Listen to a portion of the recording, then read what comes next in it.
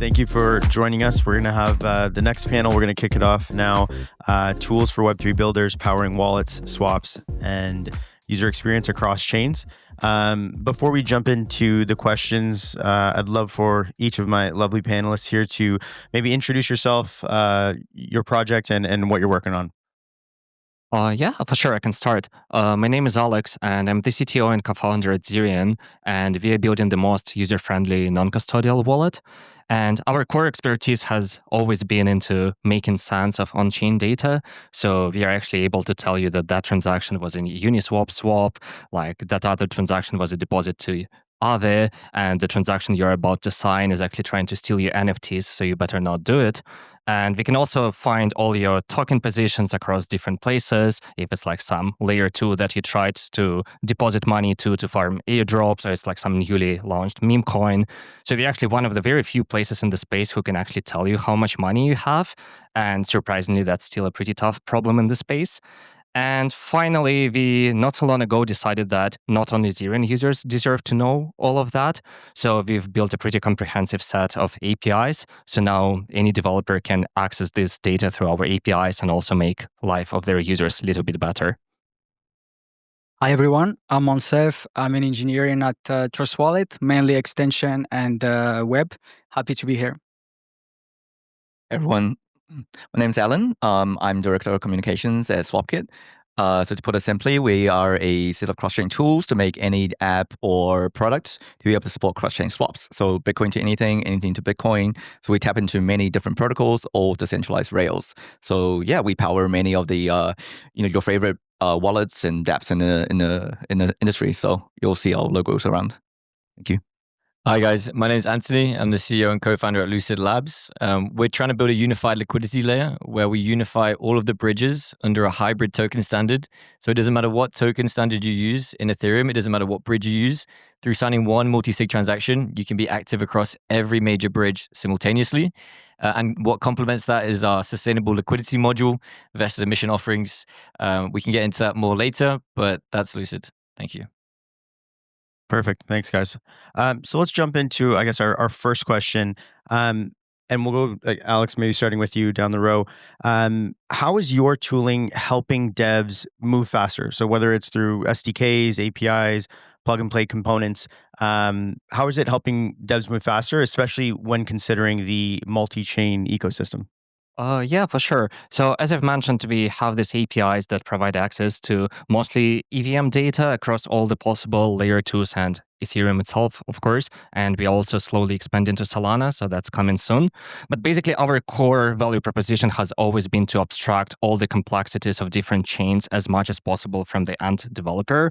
So unlike more traditional RPC players who kind of provide you raw data and you need to query it chain by chain, we have API that is designed around user use cases. So you just query all the transactions by wallet, and we like return that list across all the chains, like without really differentiating or similarly to different kind of positions, etc. So I think by integrating with us for that data, we just like make it much faster to bootstrap a new product for builders who want to have that data for their users. So at Trust Wallet, we do support more than 130 plus chains. And while we're working on our product, we decided to also open source a library that we do use daily. That library is Wallet Core. It's a library that has now more than 150 plus contributors. It's used by multiple product, whether it's big or small. And what we are trying to do with it is really simplify the developer experience. Whatever challenges that we did face, we make sure that they don't face. And we decided to make it at the end like this one-stop library where you don't need to deal with the specifics of each chains. You only need to integrate Wallet Core once, and you have access to any operations in these 130 plus chains. So our API, SwapKit API actually came from ThorSwap, if you guys ever used that. So that was the first DEX interface for ThorChain back like last DeFi summer, first to do Bitcoin to Ethereum native cross-chain swaps.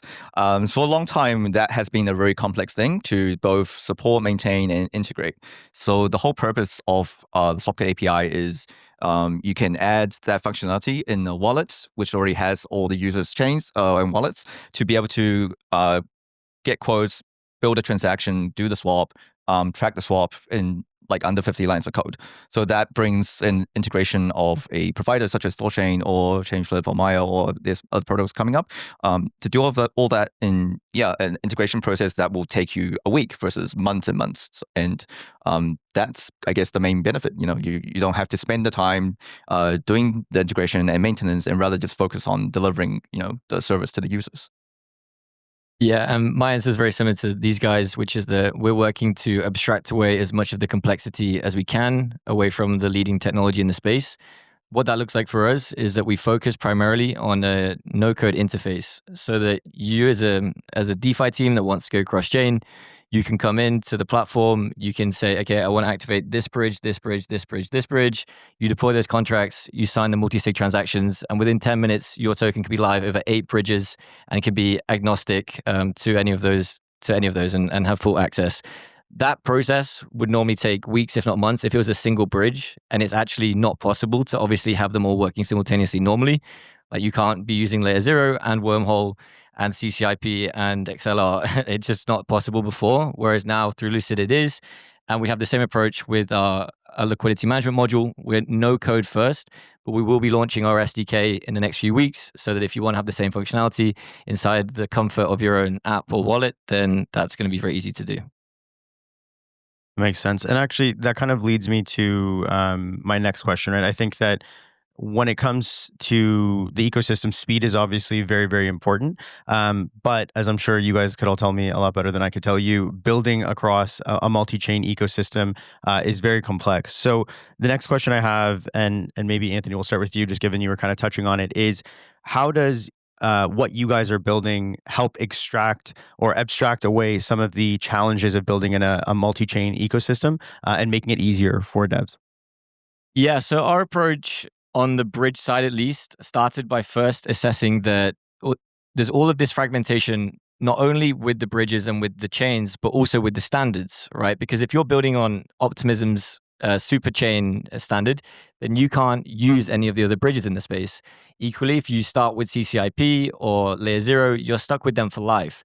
And so it really just doesn't make sense. If you're trying to build an ecosystem where liquidity can move seamlessly, you have to solve the problem on the level of standards and then on the level of the bridges, right? And then ultimately that will lead to the liquidity layer on the level of chains. So we actually started with that issue and said, okay, let's hybridize all these standards into one. Let's build a bespoke asset controller that can work inside of the messaging layer of every major bridge, and then allow people to just sign one multi-sig transaction to activate simultaneously. And so in that way, it just removes all that friction, and it means that you don't have to do any wrapping, you don't have to do any token upgrades. It's just one multi-sig signature away from full compatibility across every major bridge, which we think is a very valuable contribution to the space. Anyone else? Yeah, feel free. Yeah, I think I definitely agree. Because everything, all the transactions, like all the cores that we build as Socket API is all built on a single transaction experience for the user. Because at the end of the day, that's what users expect from if they use the centralized exchange experience. There is no such thing as a chain, right? It's just one asset A to asset B. Even wallets are abstracted away, right? So to really, I think for DeFi to compete against that kind of experience is to offer single transaction, and for us, it's really about native assets. So coming from Bitcoin space in the beginning, ThorSwap was a native Bitcoin DEX, right? So it's native Bitcoin to any asset. So by there's a lot of liquidity on Bitcoin, but it's I guess for the convenience of interoperability, sometimes it's used for you wrap the Bitcoin and then you can use it for yield and all sorts of other things. But at the end of the day, for users, if it's simply about moving asset from one chain to the other, then I think for us, it's the safest method of all is to have self-custody. So the shortest amount of time you can spend in the swap experience, during that period where there may be counterparty risk, if the system is trustless and permissionless, and users can swap in one transaction rather than having to go through multi-hop and worrying about maybe stuck on a chain without gas assets or anything like that, if they can just have that experience where it's single transaction, almost like sending an asset, that is what will give both I think builders as well as users that the true UX that can actually help DeFi overtake like CeFi. Yeah, no, that makes perfect sense. And actually, again, you're touching on one of the topics I wanted to touch on for the next question, which is obviously, I guess geared towards UX. So obviously, with a more seamless and simple dev experience, right? Inevitably, that typically will lead to a smoother and more seamless user experience. So I guess the question that I have for you guys on that, and I think Monty, maybe we start with you on this one, is each individual tool out there, whether it's wallets, swaps, they bring unique opportunities, but then equally, challenges. What are some of the tooling that you guys are providing that allow dApps to have a smoother experience across the ecosystem? Yeah, as you said, a smoother dev experience will result in a smoother user experience. And for example, if you are building on multiple chains, you will need to probably integrate different libraries. And this always comes with risk. The less dependencies you have, the better it is. With Wallet Core, you only need to integrate it once. We will do all the heavy lifting, and anything that's related to each of the chains will be handled by us. So you have the time as a developer to focus on the experience you really want to give to the users, focus on the essentials, and worry less about these things that are definitely like reinventing the wheel at the end. Yeah, I guess from our side, well, first of all, I guess kudos to the guys who've built the core. We've used that pretty actively as well. That solved us quite a bit of hassle. But I guess, yeah, it's like different angles to everything because the guys there are talking about transacting experience and how to make that seamless across different chains. Trust built the core where like signing across different chains make it easy. And we mostly operate on the data layer because, first of all, like you need to know where people actually have their assets, where they want to go, and then thanks to Trust, they can sign that. Thanks to these guys, they can actually make the transaction itself. And thanks to us, basically, builders can figure out like what are the assets they can operate with. And I think that data layer is also a pretty important piece of the whole system. Makes sense. Anthony, Allen, anything to add on that one? No, I think it's correct. We want to be building increasingly complex technology, but with increasingly simple interfaces and increasingly simple experiences. And I mean, that's where we're going. Obviously, every project here is addressing this in their own way for their own particular niche. But as long as that's where we're going, we're just constantly improving both on the quality of the technology and the experience, then we're going somewhere meaningful. And as long as we get there fast enough, then, this industry is salvageable. I just touch on some of the boring stuff. Of course. Yeah, because I just realized this panel is called Tools for Web3 Builders, right? So I think one thing we specialize in is because we really see Swapkit as more of like an enterprise solution. So other than obviously making it seamless for the users, what we focus on all the time is just removing some of the psychological stress and the boring stuff for the builders. So that is some stuff like, yeah, there's a lot of protocols we integrate, but what about collecting fees? Right? We try to make sure we work with a lot of protocols to say, like, let's design affiliate fee structure that's baked into the transactions. It's all on chain, even automatically collected in any asset that you want. So we're not holding your funds in custody. So you don't have to stress about like, oh, do we do monthly invoicing? Or maybe, there's some protocols that like, if they rely on oracles, like there's some risks there, or if they don't rely on oracles, then maybe we need to have monitoring to make sure like, okay, are the pools being arbitraged correctly? Pricing, are they executing actually, you show a user a quote, are they actually getting the tokens that they say they're going to get? And if we have real-time monitoring, then the wallets or the dApps or what have you, they don't need to worry about that. So, or even AML screening, you don't want to be called up by law enforcement. So a lot of these really boring things that probably people don't think about, but the moment they start actually, adding the functionality, it's just stuff that you really want to be building whatever it is that you actually want to be building rather than having to worry about it. So I think we focus a lot on building those kind of tools. Yeah, no, that makes a lot of sense. I think one of the things that I'm sure that you guys have seen in the industry as well is that sometimes there's really brilliant ideas, but they they build it for someone that doesn't really exist, or that the audience or the client isn't there. And obviously, businesses need clients to be able to for those tools to be actually relevant, right? There's a difference between technical function and then if it's actually used or applied because people like it. So that kind of leads me to my next question, which is, what are the types of teams? And I mean, you don't have to name names, but like the types of teams or types of projects that are using your tooling, currently, or that you guys foresee coming in the future. I can start on that. Well, we got Zerion using us. So that's pretty cool. We got crypto.com. We have Memes Wallet. We have Slingshot alongside others, but also a variety of individual developers that are building MVPs, small products, are using Wallet Core to make their life easier. And we're happy to support all of these. Yeah, I guess from our side, it's also lots of different wallets in the space who just want to show data to their users.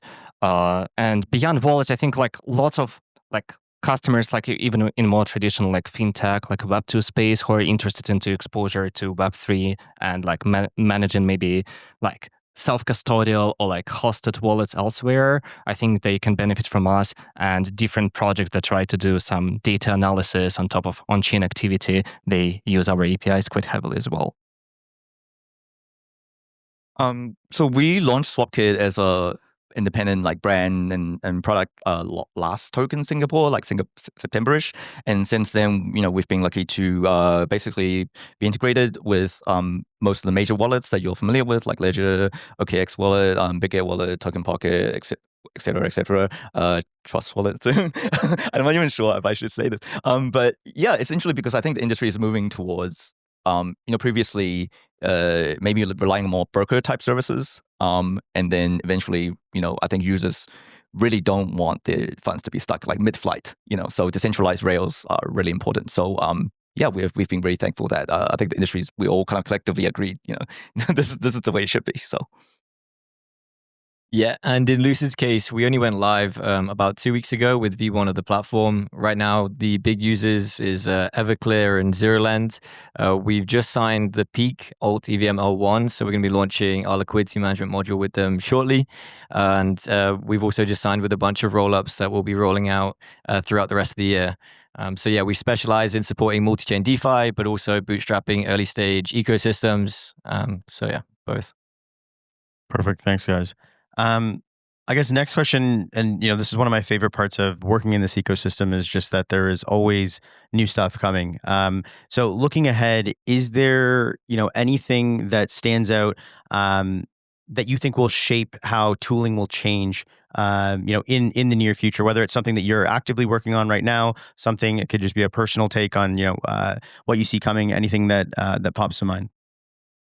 Well, I think I can try to start here. I feel like the most exciting developments actually happen like cross-chain, across different ecosystems, because I feel like so far, most of the tooling has been super specialized in very niche stuff, like Solana builders were building for Solana, EVM builders were building for EVMs. In fact, even inside the EVM world, there's like Superchain, and they're like focusing on their own stack just for Superchain chains. And like similarly, like ZK Stack had tried to build their own ecosystem, and it was just like a mess because it wasn't like connected whatsoever. And I think the most exciting developments that finally started happening like not so long ago are the ones that are trying to connect these different ecosystems together. They're like some intent-based architecture for making like this cross ecosystem swaps possible, or just like transfers of tokens. And I think we really need that if we want to reach any decent user experience. We like really need these tools, and I think it's quite exciting to see how that evolves. I think that we do need to onboard more Web2 builders as well. And if you want to onboard Web2 builders, make sure that their developer experience is easier. It shouldn't feel like a learning curve to start building on Web3. And I would say we need to invest more into that. We need to allow more tools that will let these Web2 builders become Web3 builders, contribute to our industry, and make it hopefully bigger than Web2. yeah, I agree. I think and the best way to do that is to have native multi-chain like user experience from the get-go. And I was saying we work with all the wallets just because it's kind of low-hanging fruit. Like I said, it probably takes you a week to integrate, right? Because you're already multi-chain, you already support all the chains. But a lot of dApps or even Web2 products, they are perhaps don't support any chains or only single chains. So yeah, I think really looking forward to, actually for now, we like, because ThoughtSwap itself has been multi-chain since like 2021. So the Swapkit SDK is actually open source, and it supports like all of the, I think, 20-something plus wallets that's integrated on ThoughtSwap.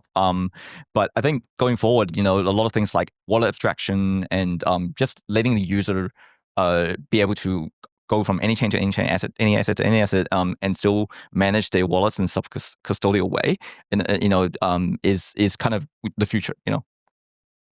Yeah, I agree with everything that they mentioned. When I was in East Denver, I was speaking to a bunch of teams building in the chain abstraction space, and was given a few demos where, it's from the teams like Particle Network and the people similar to that, where essentially you can, if you want to submit a $20 transaction on Aave, but you only have $5 worth of assets, but then you have $2 on one, $3 on one, 50% on another, and they can basically pull together all those funds into the single transaction, and then within 15 seconds of signing the transaction, you've actually got $20 inside of Aave, and they're doing all of the back end settlement. I think for me that's an incredibly powerful use of the intent and solver frameworks that are coming up, because then it really is seamless. It doesn't matter if we have 10 major Ethereum chains or we have 10 million. Like, if it feels like you're using one chain and the applications can build that actually into the logic and into the interface, then I think that is the end game. Like, that actually is the end game. And with the demos that I've been given, I was so impressed of how close we are. It's now about making everything production ready, scalable, secure, and then driving adoption. Makes sense. And yeah, I guess all of those are great points. And it kind of leads me to I think maybe we'll change the conversation a little bit here. I'm very curious. Obviously, look, you've been building for a long time. You guys are all very experienced in what you're doing. What is if you had to pick one, what would be your spiciest hot take of what's going on either in the tooling space, whether it could be a personal opinion, we don't have to attach it to your brand names. And Alan, maybe let's start with you. Oh, only one hot take? I had a lot of hot takes prepared. We'll circle back. I mean, I think, ironically, I think it's like every cycle, we have a new word, I think, for this, right? Like cross-chain, like multi-chain. I remember like omni-chain, like there's like interop, like chain abstraction, what have you. Like, honestly, like, users don't care, right? And at the end of the day, we always try to say, oh, this is the better solution. But I think everything has counterparty risk. Like, nothing is perfectly trustless. And I think it's better if the user understands like what that risk actually is. If they want to hold wrapped assets versus, the native token, they should know the difference between that, right? So, like, I think for us, it's like we're kind of, Swapkit is more agnostic towards, the different providers or the technologies. We're just trying to find the best decentralized rails. So obviously, the best decentralized rails with the lowest counterparty risk will float to the top, I think. But yeah, sometimes it's really hard to kind of like for the user to overcome like all these new terms that are being thrown at them, and yeah, I think, Trust Wallet, I don't know if you'll never see these terms in Trust Wallet UI, right? So I don't even know if the users really need like all of these things to turn at them. Focus a lot on fundamentals. Yeah, I don't think users really care, like, so if it's just for the purpose of some hype and dropping a token, for airdrops or something, yeah, I get it. But sorry, I have the really second hot take is like, it's okay to build sustainable projects. It's okay to charge fees. As long as what you're building is good. The users will work. Will come. So. Yeah, so just to build on that point, that's pretty much the same that I was going to say, which is that the age of crypto vaporware is coming to an end. Thank God. Yeah, thank God. 5 years too late, but that's okay. Just seeing, like, let's be honest, like we're going through the fundraising process and just hearing from the investors, like how badly they got burned in the last like couple years from projects that just couldn't execute on these great visions of like utopia. And now they're looking at actual fundamentals finally, like actually, what is your business model? That's actually a question now at seed stage, whereas previously they're like, what's your fantasy? And I think now that's actually very healthy, that we're going to start moving towards a more mature space with more fundamentals. And obviously, you need to figure out what that is for you. You don't want to be too aggressive in the beginning. You want to build a healthy ecosystem before you start, putting in fees and things. But I really do believe, just from the state of funding and the state of the mentality of VCs, they are now maturing. And with that, it will force the space to mature. Well, I will have to join the last two opinions. I don't know if it's a hot take anymore, but we need hype gone at the moment. We don't want hype. We want to focus on fundamentals again. We want these Web2 builders to join us, to build with us, and build solid products that can onboard more people to Web3. And on top of that, please, better documentations, finish your APIs, better SDKs, and we're going to have better products in Web3. That's it. Yeah, I guess my point is also slightly related to that point of different buzzwords, but I feel like the actual little bit of a problem in the space is that we have way too many different solutions to the same problems, and none of them has actual adoption. And we have probably hundreds of different teams trying to solve swaps or cross-chain or smart accounts, and they all try to approach it from different angle, which is great for innovation because builders experiment and we have the variety of different solutions. But because there are so many and they're so different, they're no unified, it actually prevents from one of them actually becoming useful for people. And I feel like sometimes if we had actually less solutions or at least more standardization across the board, it would have actually allowed the space to grow faster versus having so much experimentation, but nearly zero adoption for most of the solutions to the problems. Yeah, I think that last one, I 100% agree with. I think that I almost look at it similar to like science, right? Like when people are pushing the boundaries on new science, of course you should go and you should explore.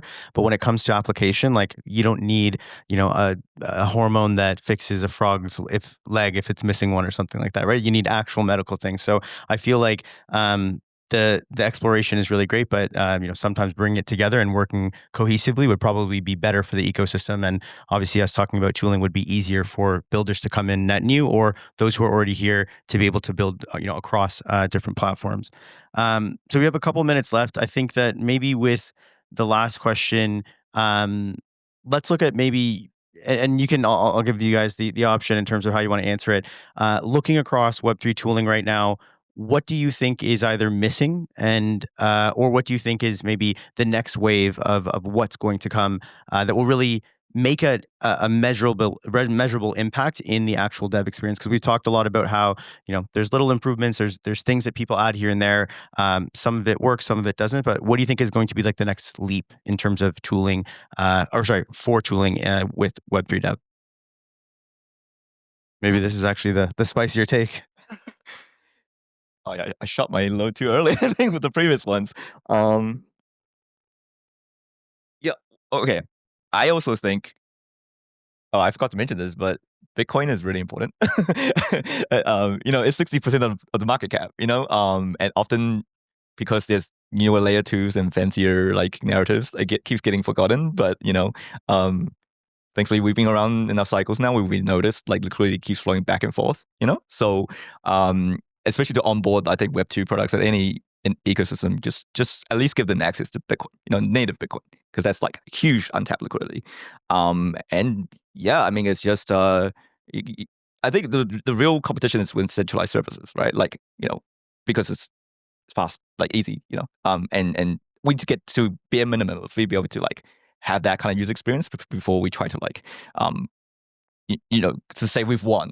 Because if you're only winning within DeFi ecosystem, it's whoever comes next with some VC money to promise an airdrop is going to probably suck away some value, But if you look at the overall broader ecosystem, there's so much untapped potential there. So. Yeah, agreed. And for me, the killer use case of blockchain technology was always decentralized finance, because the whole point is it's censorship resistant. What do you need to be censorship resistant about? Well, financial access to countries that there's authoritarian regimes. So I'm a massive proponent of decentralized finance, lots of experimentation in the space.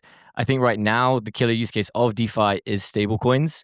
And while we're seeing encouraging levels of adoption, I still think it's just a drop in the bucket. And there's a lot of progress that could be made in the developing world if we were able to build the tools to get these assets into the common person's hands. And so I think both on the Web3 builder side, we should be focused on getting stablecoin adoption. into the hands of people all around the world. And then that, I think, is just going to be a net benefit for the space. Not only do you have users, but you actually have positive sum contributions to society. And we're all aware of the negative sums that we've taken as an industry. So both for the impact and also for the PR, I think that's a good next step. Perfect. Well, that brings us almost perfectly on time. Thank you all, for my panelists. Thank you very much for joining me today. And thank you for taking the time to spend with us. Appreciate it.